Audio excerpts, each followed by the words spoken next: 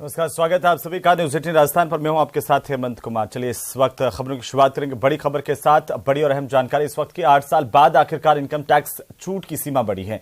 वित्त मंत्री निर्मला सीतारमण ने कहा कि नए टैक्स सिस्टम के साथ 7 लाख तक की आय पर अब कोई टैक्स नहीं लगेगा। 1 घंटा 27 मिनट की अपनी स्पीच में वित्त मंत्री निर्मला सीतारमण ने गरीबों के लिए बड़े ऐलान किए हैं। कहा कि गरीबों को मुफ्त अनाज की स्कीम 1 साल और चलेगी। 50 नए एयरपोर्ट और हेलीपैड भी बनाए जाएंगे। युवाओं के लिए 30 इंटरनेशनल स्किल सेंटर्स बनेंगे। नई टैक्स रिजीम में मैक्सिमम जो टैक्स है उसको लेकर के नए ऐलान है। सरकार ने नई कर व्यवस्था का ऐलान किया है। 9 लाख तक इनकम पर 45,000 रुपए का टैक्स लगेगा। 15 लाख तक इनकम पर अब 1.5 लाख रुपए टैक्स लगेगा। और साथ ही नई टैक्स रिजीम में स्टैंडर्ड डिडक्शन 52,500 रुपए का होगा। आपको बता दें कि नई टैक्स रिजीम में मैक्सिमम टैक्स 37% से घटा दिया गया है। सरकार ने नई कर व्यवस्था का ऐलान किया है। ये बड़ी खबर, 9 लाख रुपए तक इनकम पर 45,000 रुपए टैक्स लगेगा। 15 लाख की इनकम पर अब आपको 1.5 लाख रुपए टैक्स देना होगा। नई टैक्स की रिजीम में स्टैंडर्ड डिडक्शन 52,500 रुपए किए गए हैं। और आपको बता दें कि इस नई टैक्स रिजीम में मैक्सिमम टैक्स को भी बदला गया है।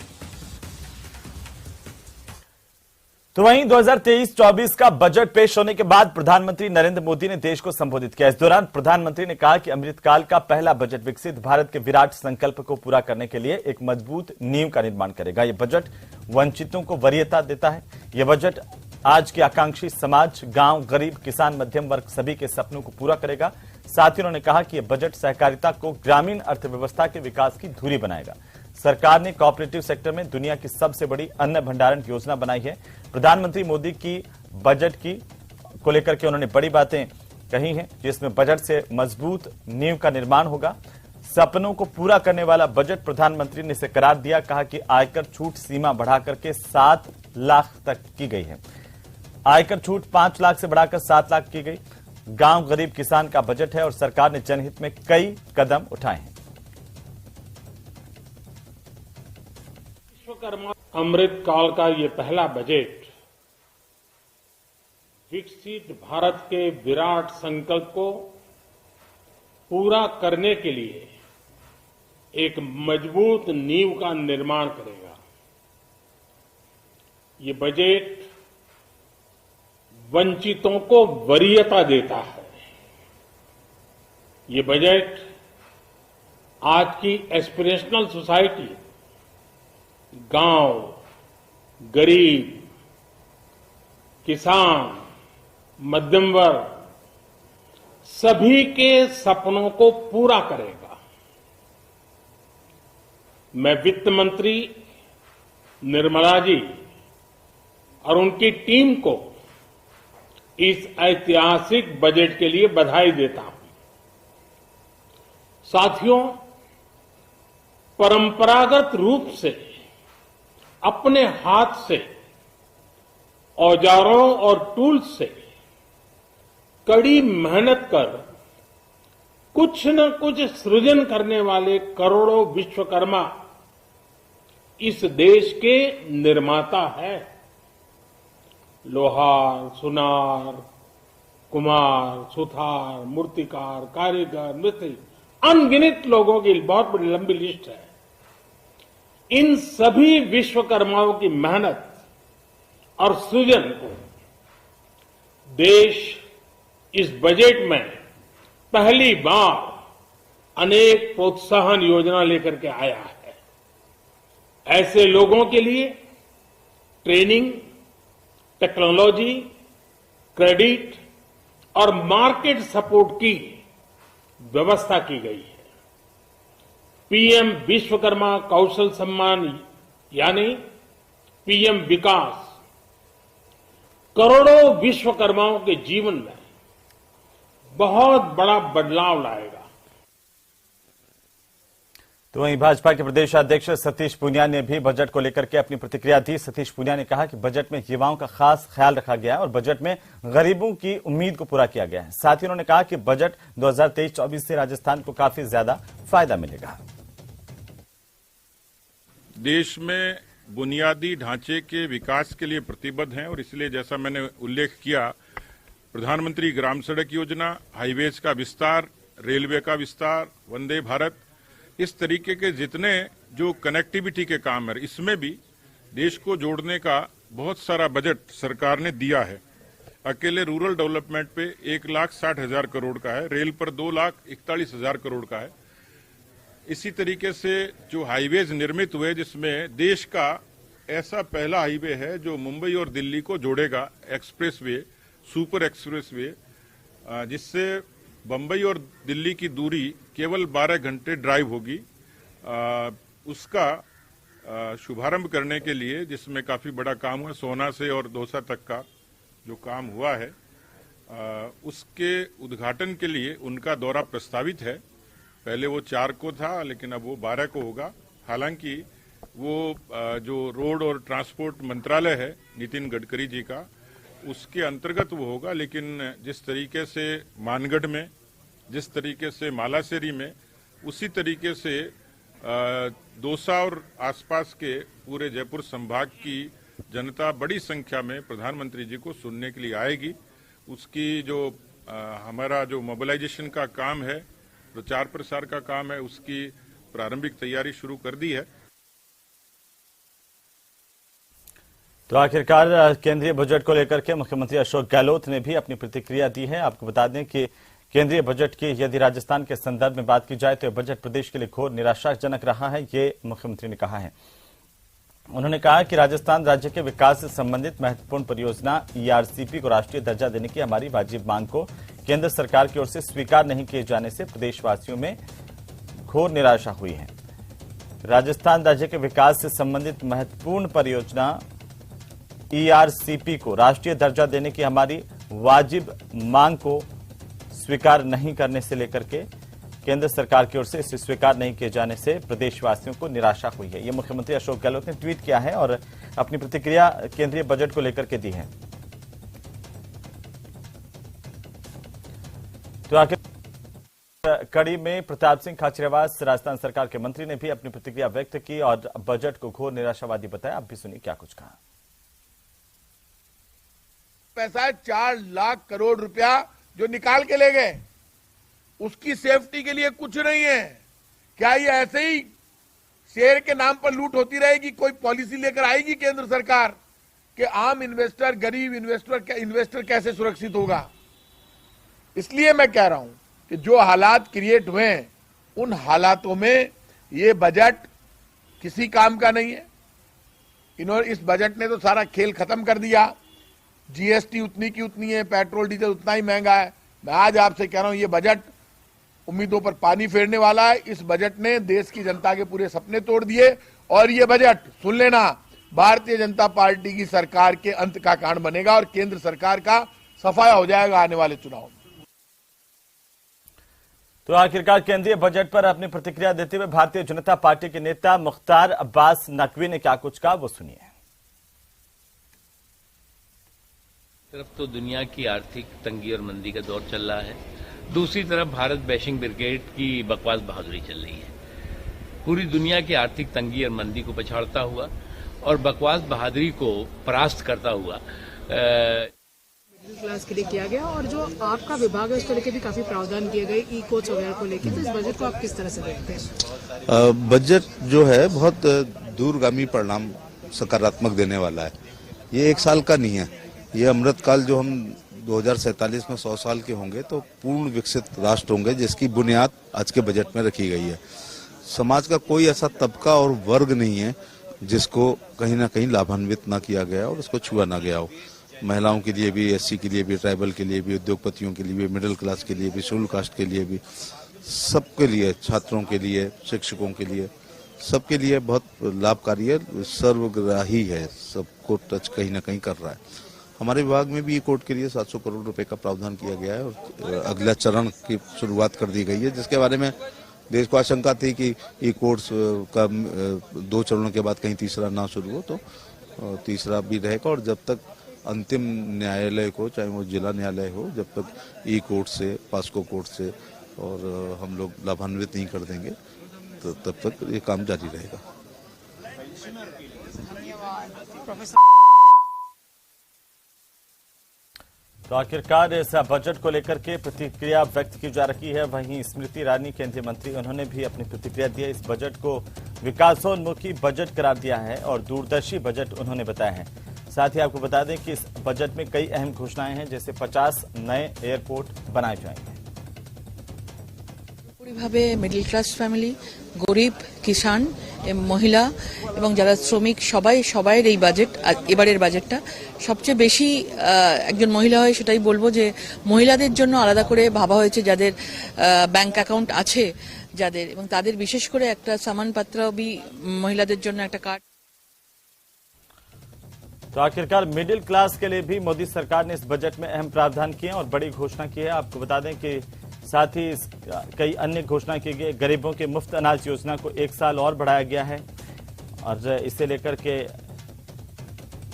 ये उम्मीद थी कि आखिरकार ऐसा होगा। 8 साल बाद टैक्स सीमा में छूट बढ़ाई गई है। वित्त मंत्री निर्मला सीतारमण ने अपनी 1 घंटे 27 मिनट की स्पीच दी और ये बजट के दौरान कई महत्वपूर्ण ऐलान किए हैं।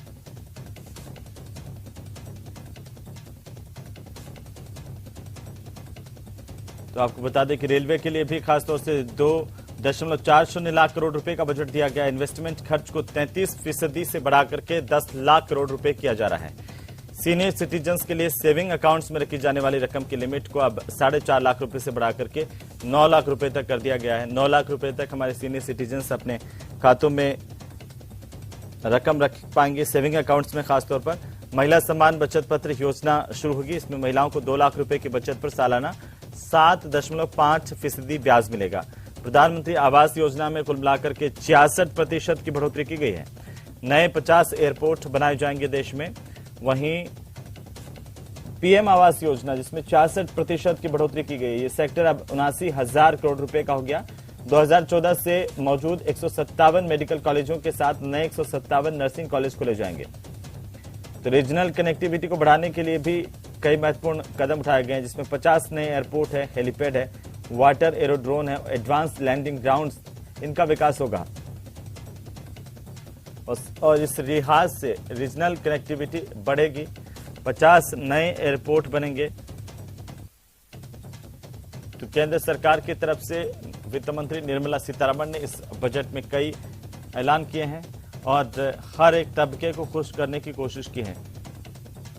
जैसे डिजिटल पुस्तकालय है, बच्चों और किशोरों के लिए राष्ट्रीय डिजिटल पुस्तकालय स्थापित किया जाएगा। अगले 3 साल में 740 एकलव्य स्कूलों के लिए 38,800 टीचर और सपोर्ट स्टाफ नियुक्त होंगे। ये 3,700,000, आपको बता दें कि 3 साल में 740 एकलव्य स्कूलों के लिए कुल मिलाकर के 38,000 से ज्यादा टीचर्स को नियुक्त किया जाएगा और सपोर्टिंग स्टाफ भी इसमें शामिल है। इसके तहत 3.5 लाख आदिवासी छात्रों को फायदा मिलेगा। 2014 से मौजूद 157 मेडिकल कॉलेजों के साथ 157 नर्सिंग कॉलेज भी खोले जाएंगे। एमएसएमई को भी सपोर्ट किया गया है। महिला सम्मान को बढ़ाने वाला बजट इसे बताया गया। कोरोना से प्रभावित हुए छोटे मझोले उद्योगों को सरकार राहत देगी। विवादों से निपटारे के लिए स्वैच्छिक समाधान योजना लाई जाएगी और लंबी प्रोसेस के बिना विवाद सुलझ पाएंगे। व्यवसायों के लिए पैन नंबर का इस्तेमाल अब सभी डिजिटल सिस्टम्स में पर्याप्त होगा और एमएसएमई को 9,000 करोड़ रुपए क्रेडिट गारंटी दी गई है। उन्हें 2 लाख करोड़ रुपए का एक्स्ट्रा कोलेट्रल फ्री क्रेडिट मिल पाएगा और ये स्कीम 1 अप्रैल 2023 तक लागू होगी। आदिवासियों के लिए भी कई अहम घोषणाएं हैं, जिसमें सामाजिक आर्थिक की स्थिति में सुधार के लिए प्रधानमंत्री पीबीटीजी विकास मिशन की शुरुआत होगी देश में और इसके साथ ही पीबीटीजी बस्तियों में बुनियादी सुविधाएं भी डेवलप की जाएंगी। इसको लेकर के सरकार ने बजट में 15,000 करोड़ रुपए देने का प्रावधान किया है। कृषि और स्टार्टअप्स को बढ़ावा देने के लिए युवा ज्यादा से ज्यादा स्टार्टअप्स कृषि में लगाएं। इसके लिए एग्रीकल्चर फंड की स्थापना होगी। अगले 3 साल तक 1 करोड़ किसानों को नेचुरल फार्मिंग में मदद की जाएगी। इसके लिए 10,000 बायो इनपुट रिसोर्स सेंटर बनाए जाएंगे। तो युवा और बेरोजगारों के लिए भी बड़े कदम उठाए गए हैं। 5G सर्विस पर चलने वाली ऐप डेवलपमेंट करने के लिए इंजीनियरिंग संस्थानों में 100 लैब बनाई जाएंगी। इन लैब्स के जरिए नए अवसर पैदा होंगे, बिजनेस मॉडल और रोजगार की संभावनाएं बनेगी। तो लैब्स में स्मार्ट क्लासरूम होगा और प्रिसाइजन फार्मिंग होगी, इंटेलिजेंट ट्रांसपोर्ट सिस्टम और हेल्थ केयर जैसे फील्ड्स के लिए भी एप्स तैयार होंगे।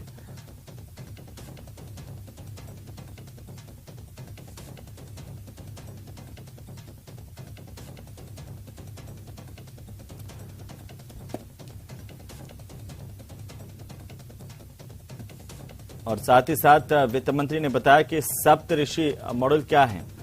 इस सप्तऋषि का गया है। निर्मला सीतारमण ने इस बजट के 7 आधार, बुनियादी आधार बताए हैं। पहला है समावेशी विकास, वंचितों को वरीयता। दूसरा, तीसरा बुनियादी ढांचे और निवेश। चौथा, क्षमता विस्तार। और पांचवा, हरित विकास। इसके साथ ही छठा, शक्ति और वित्तीय क्षेत्र। ये तमाम जो है अब वो सप्तऋषि हैं जिनके माध्यम से इसे दूरगामी बजट कहा जा रहा है। वित्त मंत्री ने यह भी जानकारी दी कि अमृतकाल का विजन तकनीक संचालित और ज्ञान आधारित अर्थव्यवस्था का निर्माण करना है। इसके लिए सरकारी फंडिंग और वित्तीय क्षेत्र से मदद ली जाएगी। इस जन भागीदारी के लिए सबका साथ सबका विकास जरूरी है। आपको बता दें कि निर्मला सीतारमण ने वित्त मंत्री के तौर पर पहले 4 बजट पेश किए अब तक। इस बार उनका 5वां बजट था। हर बार कुछ न कुछ नया उनके बजट में जरूर देखने को मिला। और सबसे पहले तो उन्होंने एक परंपरा को तोड़ा था जिसमें बजट ब्रीफ केस में आता था और वहां पर उसकी जगह लाल कपड़े में बजट आता है। और आज भी ठीक उसी तरह से निर्मला सीतारमण पहुंची थी बही खाते के साथ में। तो आपको बता दें कि लगातार ये सामने आ रहा था कि सैलरी स्लैब में बदलाव होगा। लोगों की मांग भी थी कि आखिर लंबे समय से जो इनकम टैक्स की सूची है, स्लैब से, उसमें बदलाव नहीं हुआ था।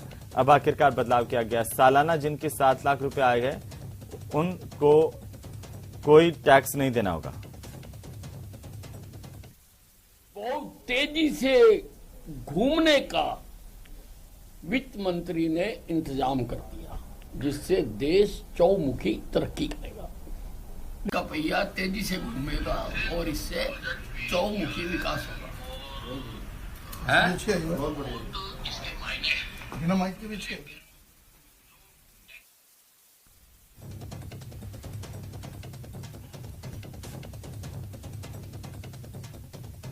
तो आखिरकार बजट को लेकर के लगातार प्रतिक्रियाएं मिल रही हैं पक्ष विपक्ष की ओर से।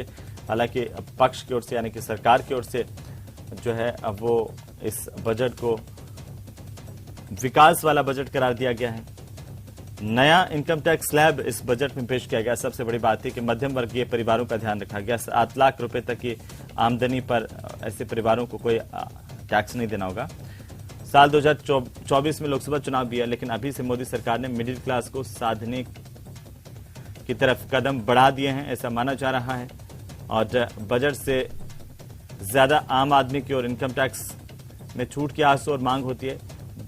आपको बता दें कि मोदी सरकार ने इस बार मिडिल क्लास को बजट में सालों बाद बड़ा तोहफा दिया है। तो नई कर व्यवस्था किस तरीके से होगी, ये आपकी टीवी स्क्रीन पर 3 से 6 लाख तक आए तो 5% आपको टैक्स देना होगा। 6 से लेकर के 9 लाख तक आए तो 10% आपको टैक्स देना होगा। 9 से 12 तक आए वालों को 15% और 12 से 15 वालों को 20% टैक्स का आकलन किया गया है। नई कर व्यवस्था के तहत इस तरह से ये टैक्स नीति होगी। 3 से 6 लाख तक आय वालों को 5%, 6 से 9 को 10%, 9 से 12 लाख वाले आय वाले 15% और 12 से 15 जिनकी आय है लाख में।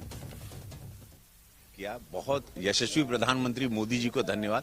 गरीब गुरबा कल्याण जो किया इन्होंने, ऐतिहासिक, ऐसा बजट कभी कोई सोच नहीं सकता। जहां पूरी दुनिया क्राइसिस में चल रही है, सबकी इकोनॉमी कमर टूट गई है, बड़े बड़े देशों की, वहां पे भारत रिडक्शन इन टैक्सेस किया है। और सबसे अच्छा हो गया कि ट्राइबल क्षेत्र से लेके अपर मिडिल क्लास से लेके rich middle class, poor middle class, गरीब गुरबा, किसान क्षेत्र, हर बिरादरी उसमें, मत्स्य मतलब निषाद समाज के लिए भी, मछुआरा समाज से लेके हर समाज को छू के टच करते हुए सबका भला करते।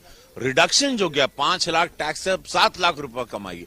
42% आप टैक्स दे रहे थे, आप 39% दीजिए। ऐतिहासिक, मतलब ये अमृतकाल का सबसे शानदार बजट, जिसमें मतलब किसान इथेनॉल मिली, किसानों को, गन्ना किसानों को कितना बड़ा फायदा हुआ।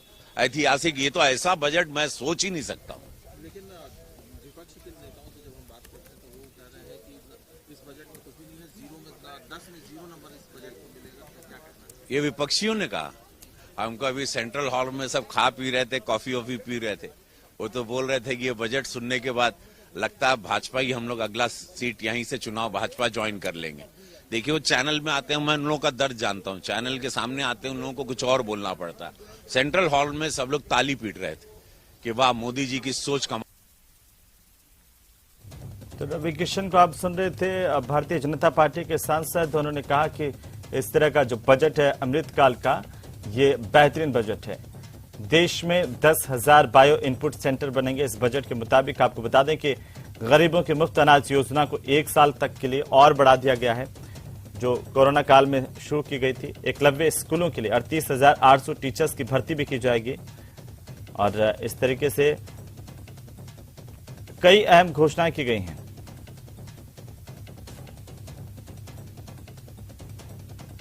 कुल मिलाकर के आज निर्मला सीतारमण ने अपनी 1 घंटे 27 मिनट की स्पीच, बजट भाषण दिया, जिसमें कई महत्वपूर्ण घोषणाएं की।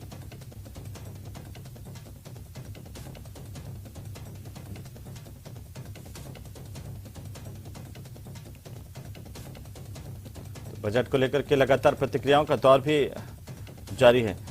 अगर नए टैक्स रिजीम की अगर हम बात करें, टैक्स स्लैब को लेकर के जो परिवर्तन किए गए हैं, 3 लाख रुपए तक कोई टैक्स नहीं लगता, 3 से 6 लाख रुपए तक 5%, 6 से 9 लाख रुपए तक 10% टैक्स देना होगा, और 9 से लेकर के 12 लाख रुपए तक अगर आय है सालाना तो 15% टैक्स लगेगा। 12 से लेकर 15 लाख रुपए तक की अगर आय है तो 20% टैक्स लगेगा, और 15 लाख से ज्यादा की आय है तो 30% का टैक्स लगेगा कुल राशि पर।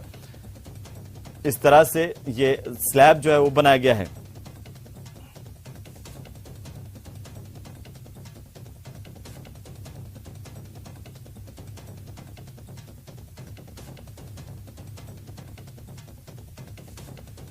लगातार पहले इसी तरह की बातें होती थी कि आमदनी अठन्नी, खर्चा रुपया, लेकिन इस बार इसमें बदलाव किया गया है। ये अमृतकाल का बजट, ये तो 2-4 राज्यों के इलेक्शन चुनाव को देखकर ही उन्होंने पेश किया है। तो ये तो इलेक्शन स्पीच है, और वो इलेक्शन स्पीच 15 दिन पहले से ही शुरू किए हैं, और उनकी जो जो बातें बाहर उन्होंने कही है, वैसे जुमले इस बजट में डालकर वो उन्होंने पुनरुच्चार किया उसका। और दूसरी चीज, बजट में सबसे ज्यादा प्राथमिकता होना चाहिए था, जो आज इन्फ्लेशन बढ़ रहा है, महंगाई बढ़ रही है, उसको कंट्रोल कैसा किया जाए वो उसमें नहीं है।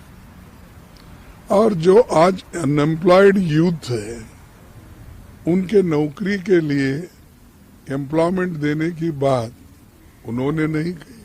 हालांकि पहले तो उन्होंने ही कहा था कि हमने हर साल 2 करोड़ नौकरियां हमारे युवाओं को देंगे। तो उनके 18 करोड़ नौकरियां कहाँ हैं? उसके लिए कौन सा बजट है? तीसरा, जो सरकारी वैकेंसीज हैं वो भरने के लिए भी उन्होंने इसमें कुछ नहीं कहा। और जो 30 लाख वैकेंसीज भरना है उसके लिए तो बजट का प्राविधान होना चाहिए, वो भी इसमें नहीं है।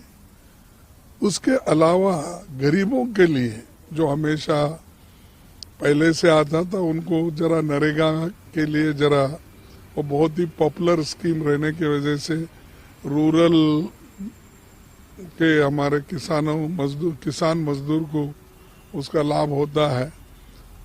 उसके लिए उन्होंने इसको बहुत अलग दृष्टि से देखा था। लेकिन आज के बजट में पहले जो 90,000 करोड़ था, 90,000 करोड़, उसको घटाकर उन्होंने 60,000 करोड़ कर दिया है। तो गरीबों के लिए भी कुछ नहीं है, अनएम्प्लॉयड के लिए कुछ नहीं है, महंगाई कंट्रोल करने के लिए भी कुछ नहीं है। ये चीजें तो एक तरफ है। दूसरी तरफ जो रूरल में, वहां भी अनएम्प्लॉयमेंट है, डिस्ट्रेस है, लेकिन अर्बन युवकों के लिए नरेगा जैसी योजना लाने की बात पहले भी उन्होंने की थी, उसका भी कोई इसमें जिक्र नहीं है। और किसानों का जो उनका जो इनकम बढ़ाने का था, वो उसका भी कोई इसमें जिक्र नहीं है। एमएसपी का जिक्र इसमें नहीं है। फिर कौन से गरीब के लिए ये बजट बना है? मैं समझूंगा जो अमीर लोग हैं उनके लिए।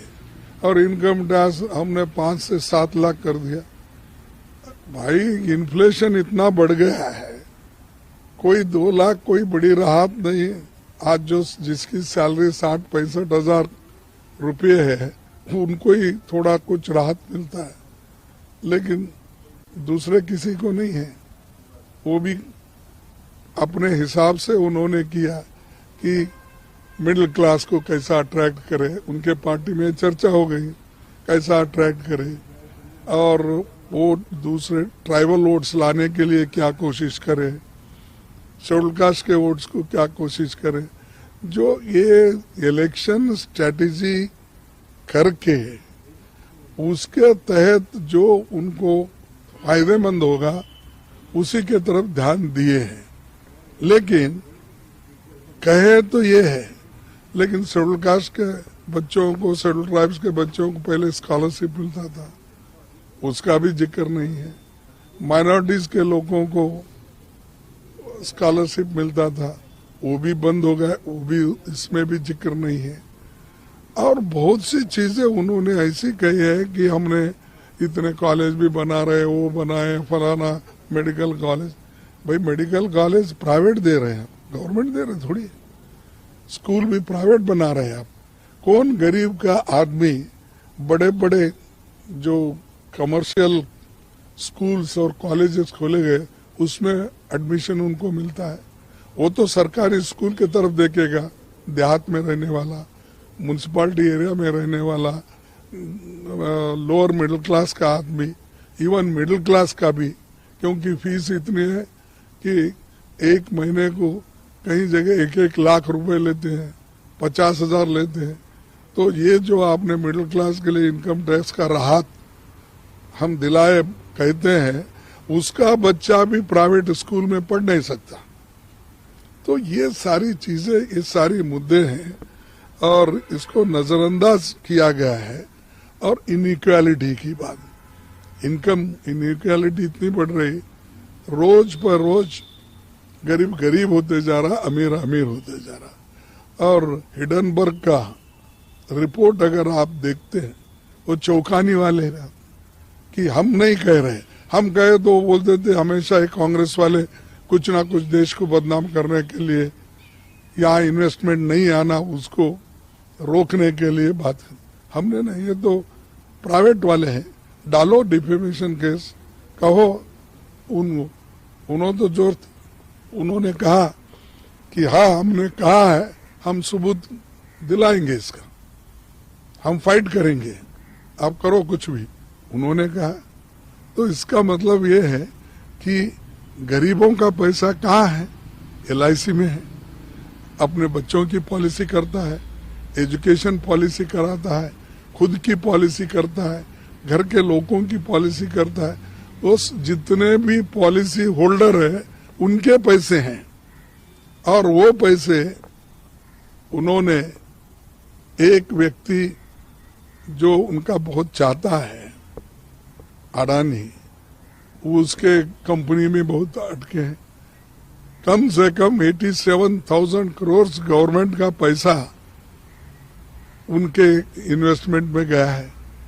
क्या दूसरों को उतना ही दे रहे हैं आप? मुद्रा योजना में क्या हुआ, तो उतना ही दिया है। देखिए ऐसे आप कितने दिन झूठ बोलेंगे? और तुम्हारी बजट जो है ये अमीर है उनके लिए ही है, और जिस गरीब को आप ना किसान को देखे, ना गरीब मजदूर को देखे, ना SC ST के बच्चों को स्कॉलरशिप देने का देखे, ना एजुकेशन का। आप तो एजुकेशन और हेल्थ को तो फंड बढ़ाना चाहिए था, पहले तो घटाते आए, अब थोड़ा बढ़ाए। यानी मार्केट में जब लोग जाते हैं तो किसी चीज बार्गेनिंग होती है, ये सामान कितने का है, तो वो पहले कहता है कि ये इसका 1,000 रुपए है, नहीं, फिर नहीं होता तो बार्गेन करने वाला पूछता है ये 600 में दो, नहीं होता फिर ना 900। ऐसा ही इनका बार्गेनिंग है कि पहले तो खूब घटाए एजुकेशन में और हेल्थ में आज थोड़ा सा बढ़ोतरी की है। ये कोई रिलीफ नहीं कंपैरेटिवली जो आज के दाम है और फार्माटिकल जो औषध लोग खरीदते हैं, तो बहुत ही ये बजट उतना समाधानकारक भी नहीं है एक, और ये गरीबों को मैं कहूंगा कि ये पूरा निगलेक्ट किया गया है। और मैं उसका कारण आपको बताया हूं कि इनके 8 साल कंप्लीट हो गए, अब 9 साल भी कंप्लीट कर रहे हैं। तो इस 8 साल में इन्होंने जो करना था वो कुछ भी नहीं किया। और एक चीज मैं बताना चाहता हूं, अगर गरीबों की आमदनी ही नहीं बढ़ी तो कंजम्पशन क्या होगा? वो क्या खरीदेगा? क्या बच्चों के लिए किताबें खरीदेगा, पैंट खरीदेगा, शर्ट खरीदेगा, अपने लिए कपड़े खरीदेगा, अच्छा खाना अपने बच्चों को दिलाएगा?